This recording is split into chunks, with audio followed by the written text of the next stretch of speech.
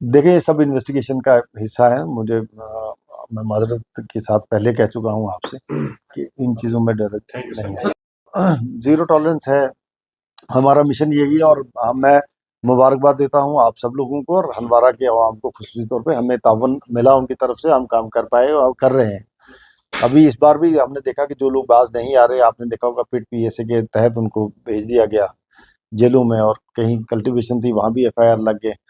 और कुछ जो लोग बाज नहीं आ रहे, जिन्होंने इस सारे धंधे से जो है लोगों की इस नस्ल को खराब करके अपने लिए वो पैसा माल दौलत जमा की, उनकी प्रॉपर्टीज अटैच हुई हैं। जो देखिए, ये इंसिडेंट अनफॉर्चुनेट इंसिडेंट जो है 6 मई को वाकया हुआ, जिसमें एक नाबालिग बच्ची जो है उसने सुसाइड अटेम्प्ट किया। उसके इलाज के लिए उसको जब हॉस्पिटल शिफ्ट किया गया तो वहाँ उसकी मौत वाकया हो गई। पोस्टमार्टम के दौरान पता चला कि वो प्रेग्नेंट थी, और उसकी बिना पे जो एफआईआर भी लगा पॉक्सो और बीएनएस के रेलिवेंट सेक्शंस के तहत।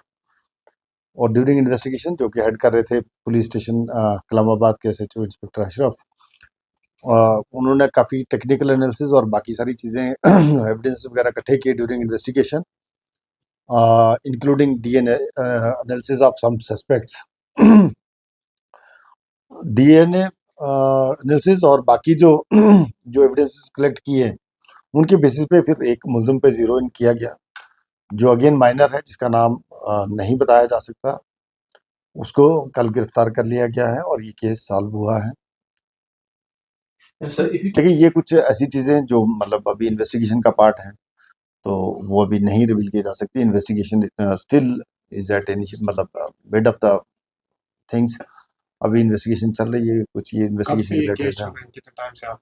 ये 6 मई को रजिस्टर हुआ था। कल उस आदमी की जो मुलजिम था उसकी गिरफ्तारी हुई।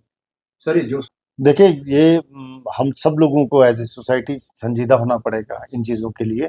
बहुत अनफॉर्चुनेट है जिस बाप ने अपनी बच्ची इस हालात में खो दी, और उसके उसी को इस खबर में गलत तरीके से प्रोजेक्ट किया गया कुछ तरफों कुछ जगहों से, जिसका हमारे नोटिस में भी लाया गया। और उसमें एक दोबारा हमने एक नोट भी भेजा कि इस तरह के लोग जो हैं उनके खिलाफ सख्त जो कानूनी कार्रवाई है वो की जाएगी। तो आपके ज़रिए सब लोगों तक, जहाँ तक आपकी आवाज़ पहुँच रही है, मेरी गुजारिश है कि जो बच्चियाँ हैं, खासकर जो टीन एज में हैं, उनका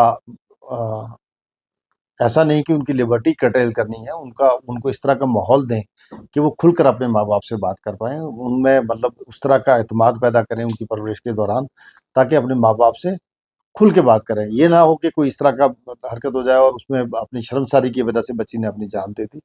अपने माँ-बाप से खुल के बात करें। नंबर 2, आपका बच्चा किन लोगों से मिलता है, किन हालात में मिलता है, उसमें उसको डिस्करेज किए बगैर उस पे नज़र भी रखने की ज़रूरत है, और उसको तरबियत भी उस तरह की देने की ज़रूरत है कि किस तरह के लोगों से किस तरह से बात की जा सकती है, और कहाँ-कहाँ जो जो दायरे हैं, उन दायरों उन हदूद से बाहर नहीं जाना है। जी सर। प्रोफेशनल पुलिस फोर्स है, और हमारे अफ़सर जो हैं कॉम्पिटेंट हैं, जिन्होंने इसको इन्वेस्टिगेट किया। ऑल्दो कॉम्प्लिकेटेड था ये केस, बट इन लोगों ने मेहनत की, हमारी टीम ने, और उन्होंने मेहनत करके वो एविडेंसेस कलेक्ट किए, और वो चेन ऑफ एविडेंसेस को जोड़ के जो है मुलज़िम तक पहुँचे।